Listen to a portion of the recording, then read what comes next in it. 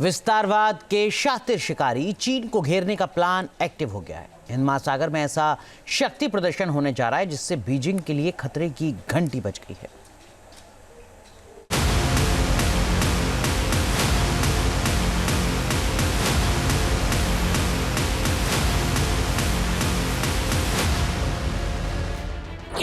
Indo Pacific region में चीन की घेराबंदी।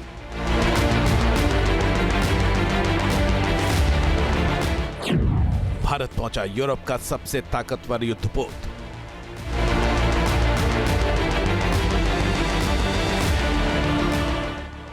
भारत और फ्रांस की नौसेना करेंगी संयुक्त युद्धाभ्यास।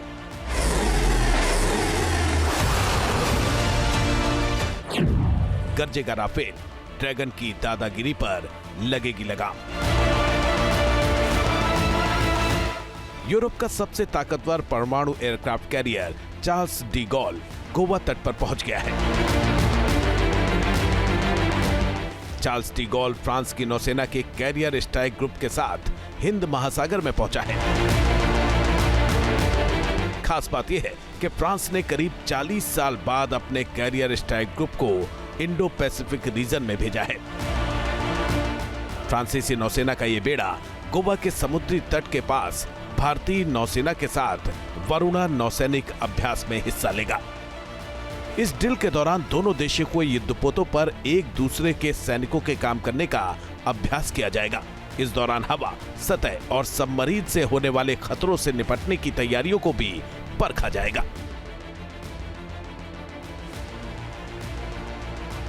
We're getting deeper inside coordinations for tactical level to be more efficient in, for instance, anti-air warfare and anti-submarine warfare.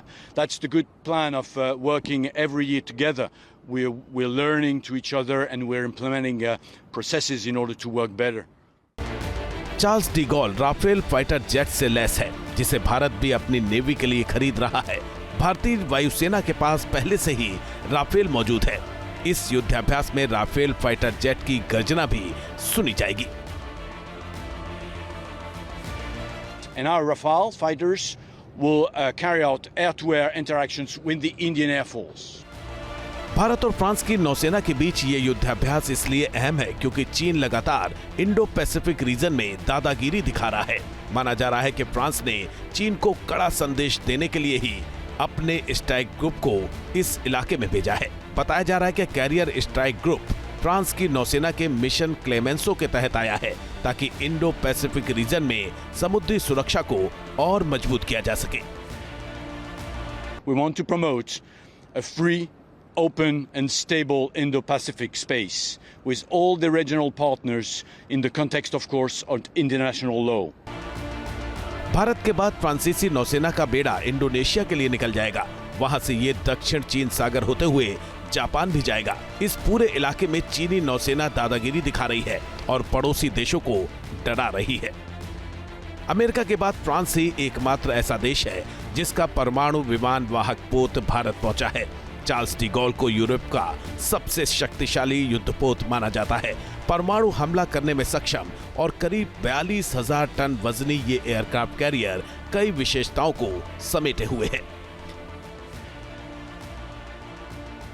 Aircraft carrier Charles de Gaulle is the French aircraft carrier. She is a ship of an age of 25. She is 260 meters long, 600 meters width, 42,000 tons. Her crew is approximately 2,000 people. To be precise, it's 1,800.